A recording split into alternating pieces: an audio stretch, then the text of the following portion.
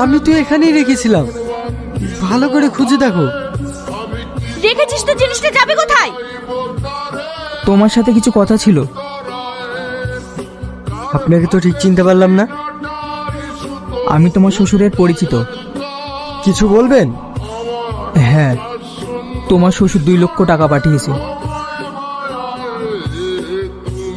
ধরো।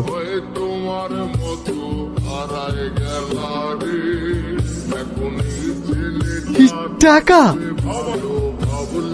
তবে তোমার শ্বশুর মশাই একটা শর্ত দিয়েছে। শর্ত? কি শর্ত? তুমি মেয়েটাকে আর কখনো কষ্ট দিও না।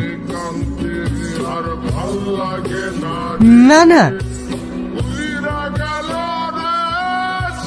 কারণ তোমার শ্বশুর মশাই আর নেই।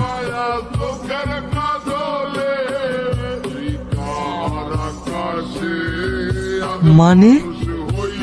এই টাকাটা তোমার শ্বশুর নিজের কিডনি বিক্রি করে দিয়েছে।